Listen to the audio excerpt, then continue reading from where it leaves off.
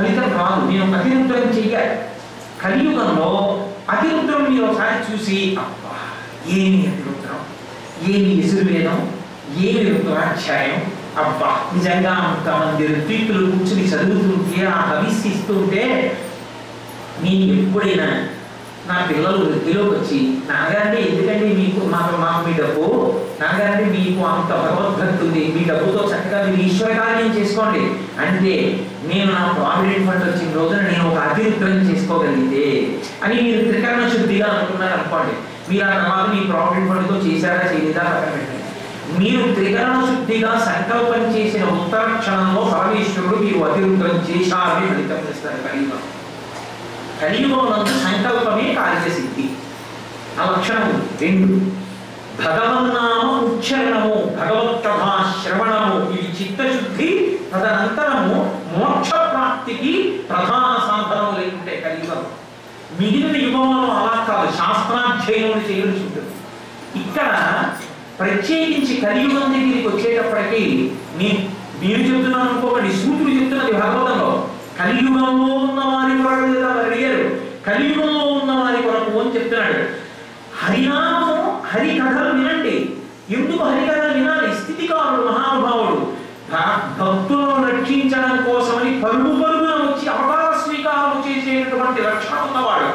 అటువంటి శ్రీ మహావిష్ణువు యొక్క అవతారములను, ఆయన యొక్క అవతార కథలను, భగవంతుని యొక్క నామ గుణ వైభవమును నువ్వు బాగా మననం చేసి భగవత్ కథలను వింటే దాని వలన ఒక ఫలితం వస్తుంది అన్నాడు. ఏమిటి ఆ ఫలితం అంటే అశుభములు పరిహరింపబడతాయి. భగవత్ కథాశ్రవణం నిరంతరంగా చేస్తే, ప్రత్యేకించి భాగవతం విష్ణు కథని వింటూ ఉండడం వల్ల రాబోయేటటువంటి అశుభములు తొలగిపోతాయి. ఎందుకు వల్ల అశుభములు తొలగిపోతాయి? కలిపురుషుని యొక్క ప్రకోపమునకు నీవు లొంగిపోకుండా భగవత్ కథాశ్రవణము నిన్ను కాపాడుతుంది. ఇప్పుడు అశుభ పరంపర ఎప్పుడైతే తొలగినదో నీకు సాధు పురుషులతో భగవద్భక్తులతో సాంగత్యం ఏర్పడుతుంది. ఎప్పుడు భగవంతుణ్ణి స్మరించేటటువంటి మహాపురుషులతో నీకు సంగం కలుగుతుంది. అందుకే ఒక మాట అంటారు, జీవితంలో కోట్ల ఐశ్వర్యం పోయినా బెదపెట్టుకోకు, మహాత్ములతో వచ్చినటువంటి సంఘాన్ని మాత్రం ఎట్టి పరిస్థితుల్లో వదిలిపెట్టుకోవద్దు. అది నీ అభ్యున్నతికి హేతువై కూర్చుంటుంది. మహాత్ములతోడి సంఘం, భగవద్భక్తులతోడి సంఘం కలుగుతుంది. అందుకే కదా మల్లికార్జున స్వామికి కూడా సాయంకాలం 5 గంటలకి నీరాజనాలు ఇచ్చి ఓ మాట చెప్తారు, నీపాద కమల సేవయు నీపాదాక్షకులతోడి నియ్యము నితాంతాపారభుతదయు తపసమందారాకు దయసేయగదే అంటారు. భాగవతం జన్మస్కంధంలో మహాకారం చెప్పిన మాట. కాబట్టి భగవద్భక్తులతోడి నియ్యము కలిగితే చిత్తమునందు శుద్ధి కలుగుతుంది. చిత్తమునందు శుద్ధి కలిగితే జ్ఞానం ఆవిర్భవిస్తుంది. జ్ఞానం ఆవిర్భవిస్తే మోక్షములకు హేతువు జరిగి నువ్వు మోక్షమును పొందుతావు. చిత్తశుద్ధి మోక్షకారకమై కూర్చుంది. మోక్షము అన్న మాటకి మీరు ఏదో కొత్తగా తెచ్చేస్తారని మీరు అనుకోకండి. మీకు నేను ఒక సులువైన మాట చెప్తాను, దానివల్ల మీరు అర్థం చేసుకోగలుగుతారు.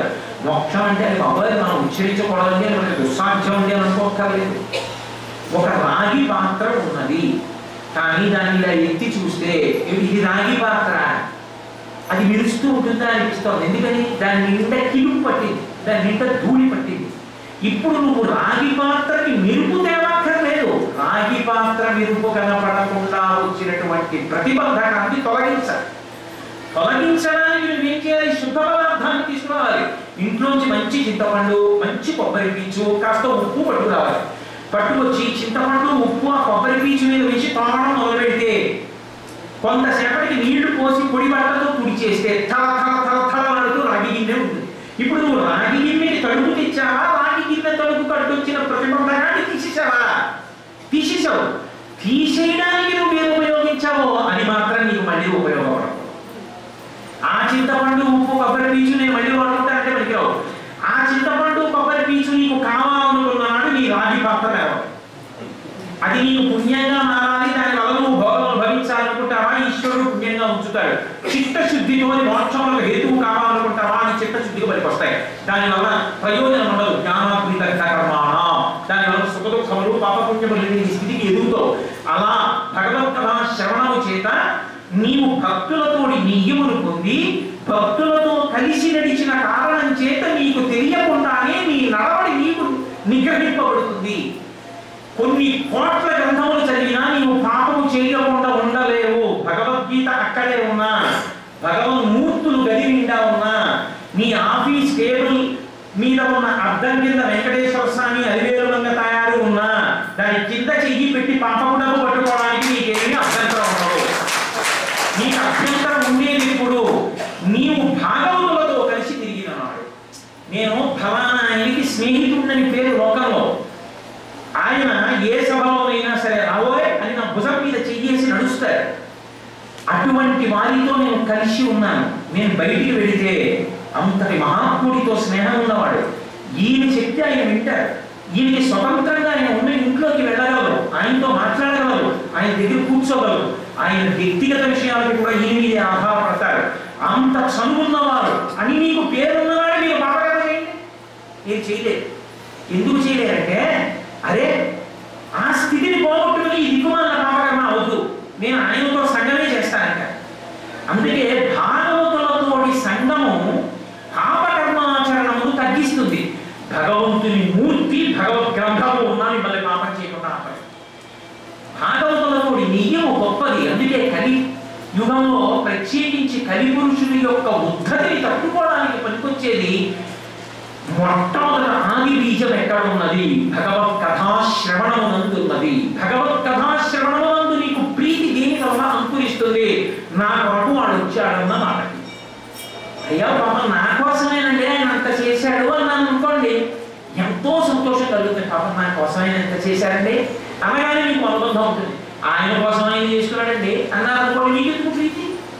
నా కొరకు చేశాడండి ఆయన అన్నారు అనుకోండి, ఎంత ప్రీతిగా ఉంటుంది. నేను ఒకప్పుడు ఒక ఉపన్యాసం చెప్తే అది ఆ ప్రత్యేకమైన టీవీ ఛానల్లో, దాని గురించి నేను దాని వెనక కథ చెప్పడం ఎందుకు కానీ, ఒక ప్రత్యేకమైన టీవీ ఛానల్లో నా ముఖం చాలా రోగగ్రస్తమైపోయినట్లుగా కనపడింది 4-5 రోజులు.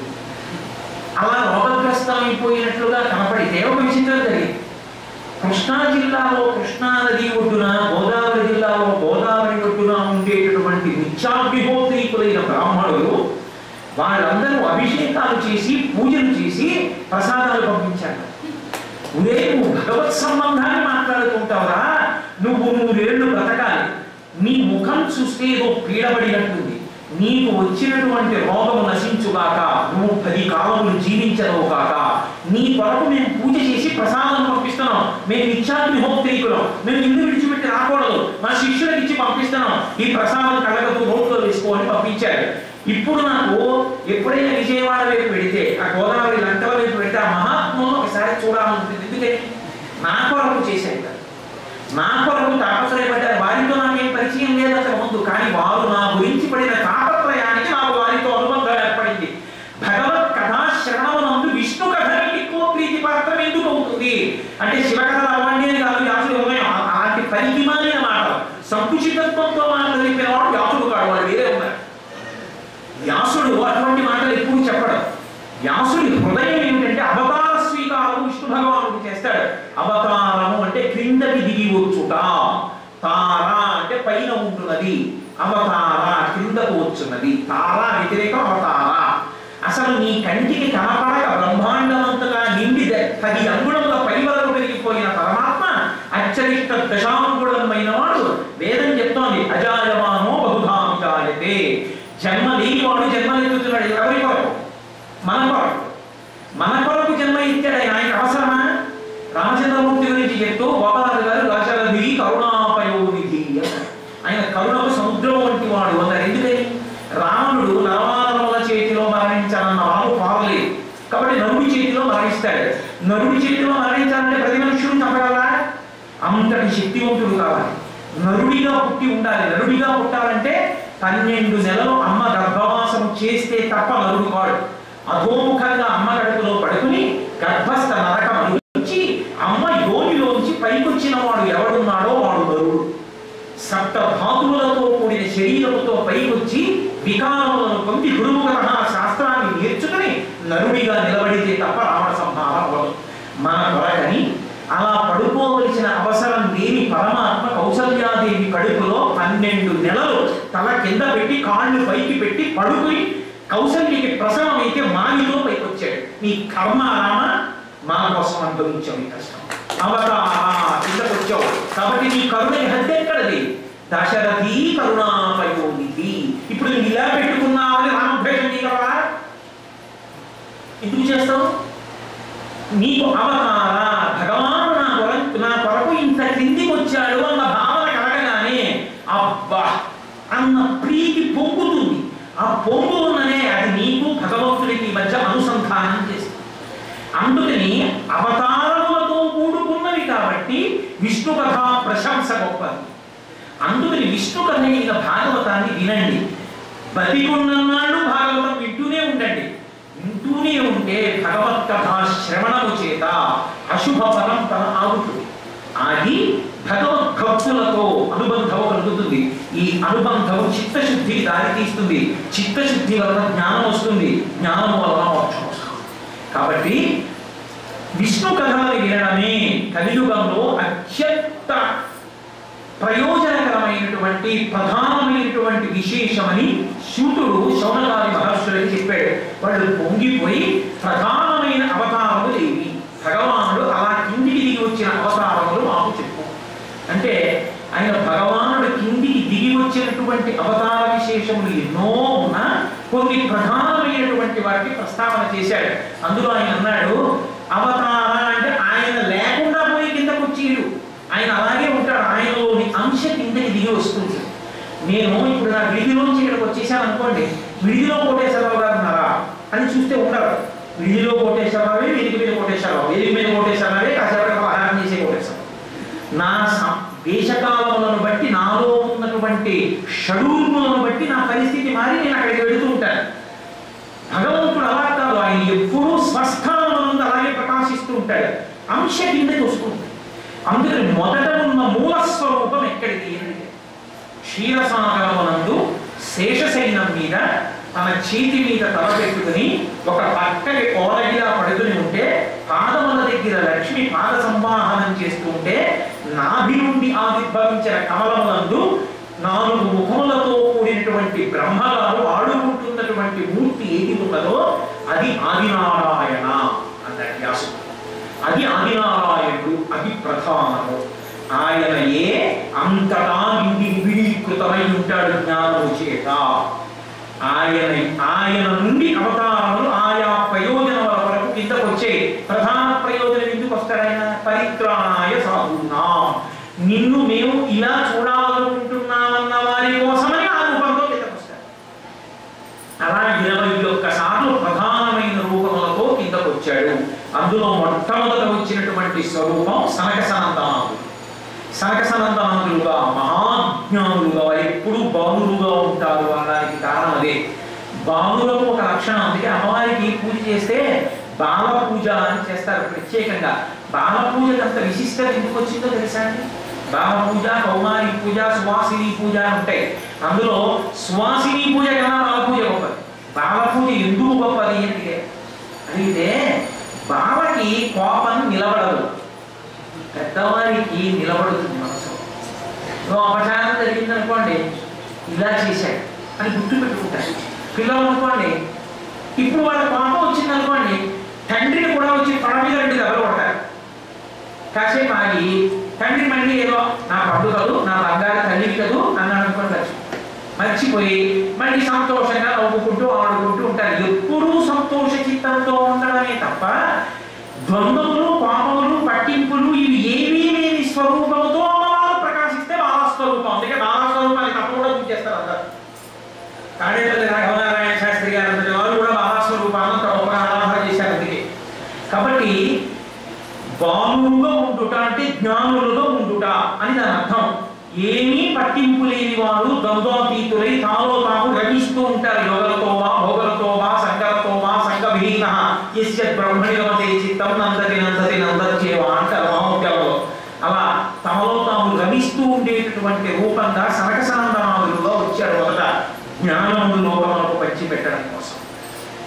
2వ అవతారంలో యజ్ఞవరాహమూర్తి ఈ భూమి సముద్రమునందు మునిగిపోతుంటే తన కోర మీద పైకెత్తాడు. దంష్టా మురళిపరాహస్య భవతి అంటారు శంకరుడు సౌందర్యరాజులో.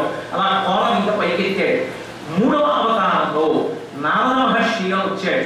వచ్చి పరమ విష్ణు భక్తుడై విష్ణు కథలను విష్ణు తత్వమును లోకమునందు ప్రచారం చేశాడు.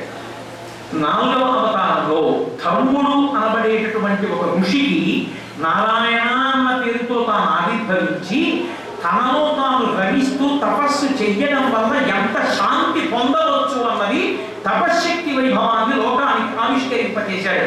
ఐదవ అవతారంలో తాను కపిల మహర్షి అని వచ్చి కర్దమ ప్రజాపతి దేవహూతులకి బిడ్డడుగా వచ్చి సాంఖ్యయోగాన్ని చెప్పాడు. సరే కపిల గీత అని కడుపులో పిల్లవాడు ఎలా పడుకుంటాడో ఎలా పెరుగుతాడో కపిల గీత చదువుతుంటే వింటుంటే ఒళ్ళు చవదరిస్తుంది. నిజంగా అంత గొప్పగా వర్ణించి చెప్పాడు.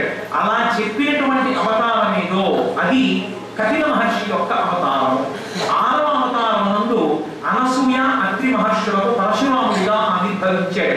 21 మార్లు భూమండలం అంతా ప్రకటించి అహంకార చిత్తంతో ఉన్నటువంటి క్షత్రియులను దుర్మాడాడు. కాబట్టి ఆరవ అవతారము పరశురామ అవతారం. 7వ అవతారం దగ్గరికి వచ్చేటప్పటికి యజ్ఞుడు అన్న పేరుతో ఆవిర్భవించి మహానుభావుడు లోకములకు అంతటికీ కూడా శాంతిని చేకూర్చాడు. కాబట్టి యజ్ఞుడు. 8వ అవతారంలో వృషభుడు అన్న పేరుతో ఆవిర్భవించి పరమహంస తత్వం లోకంలో ఎలా ఉంటుందో ప్రకాశింపచేశాడు. అందుకే పరమహంస తత్వాన్ని ప్రకాశింపచేశాడు కాబట్టి వృషభుడు అన్న పేరుతో 8వ అవతారం. అదే మహానుభావుడు మళ్ళీ 9వ అవతారంలోకి వెళ్ళేటప్పటికీ పృథు మహారాజుగా వచ్చాడు.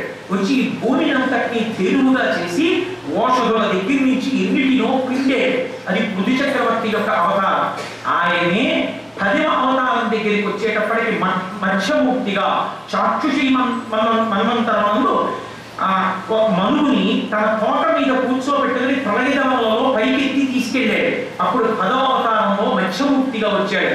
11వ అవతారంలో క్షీరసాగర మదనం జరుగుతున్నప్పుడు మందరపర్వతం పాలసముద్రంలోకి జారిపోకుండా తన వీపు ఆధారంగా సమకూర్చి మహాపూర్వమై ఆదిపూర్వమై నిలబడ్డాడు. ఆదిపూర్వమై నిలబడ్డాడు కాబట్టి 11వ అవతారం.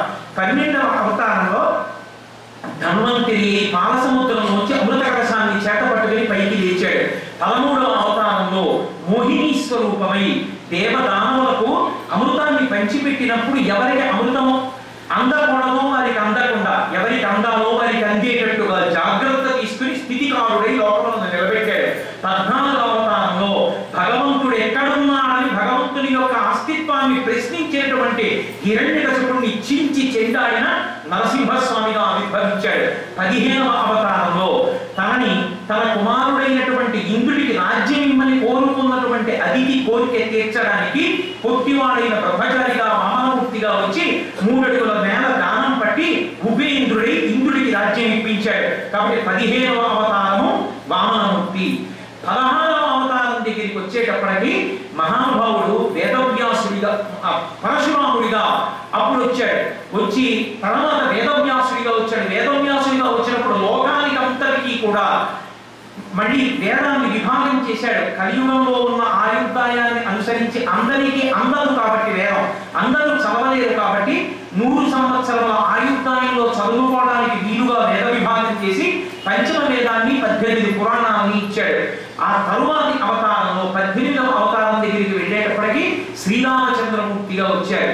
వచ్చి ధార్మికంగా మనుష్యుడు ఎలా ప్రవర్తించాలో, దాని చేత ఉత్తమ లోకాలను ఎలా పొందుతాడో, ఎలా శాశ్వత కీర్తి గణిస్తాడో, నరుడి యొక్క గొప్పతనం ఏమిటో చూపించడానికి శ్రీరామచంద్రమూర్తిగా భూమి మీద నడయాడారు. తరువాతి అవతారంలో బలరాముడిగా కృష్ణ భగవానుడి అన్నగారిగా ఆవిర్భవించి కృష్ణ పరమాత్మ వెంట నడిచారు. ఆ తరువాతి అవతారంలో 20వ అవతారం 19వ అవతారం బలరాముడైతే 20వ అవతారం పరిపూర్ణ అవతారమైన శ్రీకృష్ణ పరమాత్మగా ఆవిర్భవించారు. శ్రీకృష్ణ పరమాత్మగా ఆవిర్భవించడం దగ్గర నుంచి లీలలే. ఆ కృష్ణ పరమాత్మ యొక్క కథలు విన్నంత మాత్రం చేత ఆయన పాదముల యొక్క జంట మనసుకి తగిలితే పాపరాశి ధ్వంసమయ్యేటట్టుగా లీలలు చేసి మనుష్య కోటిని అనుగ్రహించి జగదాచార్యుడై కృష్ణం వందే జగద్గురుమై భగవద్గీతని లోకానికి అందించారు. 21వ అవతారంలో మన భరతఖండంలోనే ఉత్తరగయ అనబడేటటువంటి అనబడేటటువంటి ప్రాంతంలో, కీకటము అనబడేటటువంటి ప్రాంతంలో కలియుగ ప్రారంభమునందు రాక్షసులను మోహింపచేసేటటువంటి బుద్ధావతారాన్ని స్వీకరించారు. గౌతమ బుద్ధుడు కాడు. గౌతమ బుద్ధుడు వేద విరుద్ధమైన భావన, వేదమును ప్రమాణముగా అంగీకరించలేదు. అందుకే అవతారంలో గౌతమ బుద్ధుడు అవతారముగా స్వీకరింపబడలేదు. శంకర భగవత్పాదులు ఈ దేశంలో అవతార స్వీకారం చేసి వాదించినప్పుడు శంకరుల యొక్క ధాటికి తట్టుకోలేక, వేద ప్రమాణాన్ని వ్యతిరేకించి నిలబడలేక ఈ దేశాన్ని విడిచి వెళ్ళిపోయిన వాదనలో బౌద్ధం ఒకటి. కాబట్టి ఈ బుద్ధుడు వేరు. ఆయన 21వ అవతారం. 22వ అవతారం ఇప్పుడు రాలేదు. కలియుగ అంతమనందు కలియుగం అంతమైపోయేటప్పుడు కాశ్మీర దేశంలో విష్ణుయశుడు అనబడేటటువంటి ఒక బ్రాహ్మణుడి కడుపుల శ్రీ మహావిష్ణు వారు ఆవిర్భవించి చేత ఖడ్గాన్ని పట్టుకుని దుష్టమనస్కులైనటువంటి రాజులందరినీ దునుమాడి లోకములు లయమైన తర్వాత మళ్ళీ కృతయుగం ఆవిర్భవించడానికి కారణమవుతారు. కాబట్టి 21 అవతారములు వచ్చాయి. 22వ అవతారము రావలసి ఉన్నది. ఇవి భగవానుడి యొక్క ప్రధానమైన 21 అవతారములని మహానుభావులైనటువంటి సూర్యుడు చౌదగారి మహర్షులకు అందించి చెప్పాడు. ఇవయా లోకములను ఉద్ధరించడానికి భగవానుడు ఆవిర్భవించేటువంటి క్రమం. ఆ కథలు వింటే, ఆ అవతారముల వెనక ఉండేటటువంటి లక్షణములను వింటే, దాని చేత భగవత్కథా శ్రవణము చేత మనసు పొంగిపోతుంది. ఇటువంటి భాగవత గ్రంథాన్ని రచించి ఇవ్వడానికి మా గురువైన వేదవ్యాసుడు ఒకనాడు నైరాశ్యములకు గురైంది. సంతోషంతో ప్రహృష్టవనంతో రచించి ఇచ్చినది కాదు. ఎందుకని? అప్పటికి పంచమవేదమైన మహాభారతాన్ని 1,00,000 శ్లోకాలతో పూర్తి చేశాడు. ఒకనాడు సరస్వతీ నదీ తీరంలో కూర్చున్నాడు వ్యాసుడు. వేద విభాగం చేశాను, బ్రహ్మసూత్రములు ఇచ్చాను, ఇన్నిటి ఇచ్చాను, కానీ ఎందుకో నా మనసు అలజడితో ఉంది. నా మనసులో శాంతి లేదు. ఎందుచేత నా మనసుకి శాంతి లేదు? బహుశా భగవంతుని యొక్క అవతారములు, భగవత్ కథలు, భాగవతుల యొక్క వైభవము నేను ప్రకాశింపచేయలేదు, చెప్పలేదు. అక్కడక్కడా చెప్పాను కానీ వాటినే ప్రధాన ఇతివృత్తంగా చెప్పలేదు. అందుకే నా మనసుకి శాంతి లేదేమో అనుకున్నాడు. ఇంతలో మహానుభావుడైనటువంటి నారదుడు అటుగా వచ్చాడు. లేచి నిలబడి నారద మహర్షికి నమస్కరించాడు. నువ్వు బ్రహ్మమానస పుత్రుడివి. నీ చేతిలో ఉండేటటువంటి మహతి అన్న వీణకి ఉండేటటువంటి తంత్రుల నుండి నిరంతరము తనంత తానుగా నారాయణ నామము వెదజల్లబడుతుంటుంది.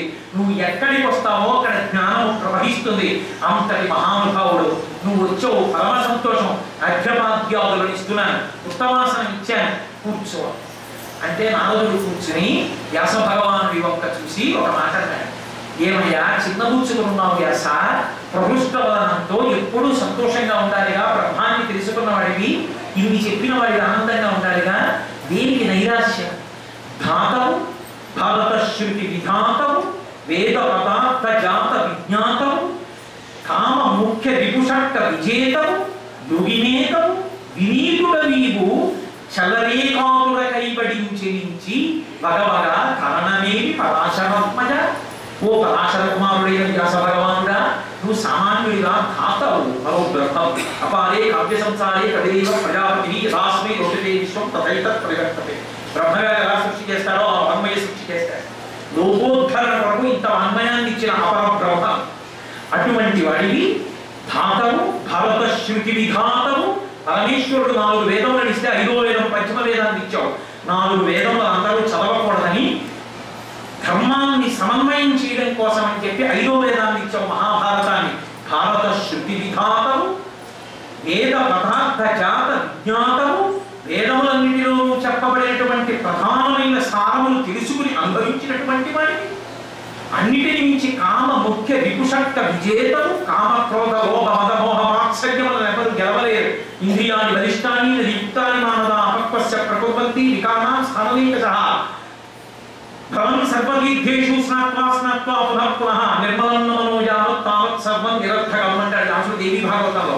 అలా ఎవరూ గెలవలేనటువంటి విపుషట్టాన్ని, ఈ శత్రువుల 6గురిని, కామక్రోధ లోభ మద మోహ మాత్సర్యములను గెలిచేటువంటి వాడిని, బ్రహ్మతత్వ నిర్ణేతము, బ్రహ్మతత్వాన్ని నిర్ణయించగలిగినటువంటి వాడిని, యోగినేతము. అనేక యుజ్యతే ఇది యోగ. అన్నిటిని ఒకటిగా చేర్చి ఒకటిగా నిలబడగలిగినటువంటి అద్వైత స్వరూపాన్ని, అద్వైతానుభవాన్ని పొందినటువంటి వాడివి. అటువంటి వాడివి యోగితత్వ నిర్ణేతము, వినీతుడము. నీకు తెలియని నీతి లేదు. వినీతుడవి చెలించి చలరే కాదురకైబడి ఏదో పిరికి వాళ్ళ భయపడిపోయిన వాళ్ళ భగవా అలా బాధపడుతూ కూర్చున్నానే పరాశరాత్మజ, పరాశరుని యొక్క ఆత్మకు జన్మించిన వాడా, కారణది కూడా నారాయణుడు స్వయంగా వ్యాసుడిగా వచ్చినవాడా, అవతార పురుషుడా, దీనికయా పొందుతున్నావు? ఏ కారణం? దేని చేత నీ ముఖం చిన్నముచ్చుతుంది? అడిగితే ఆయన ఏమి నోరు విప్పి చెప్పలేదు. కానీ భగవత్ కథలతో కూడినటువంటి అవతార విశేషములతో కూడిన గ్రంథం ఇవ్వలేకపోయాను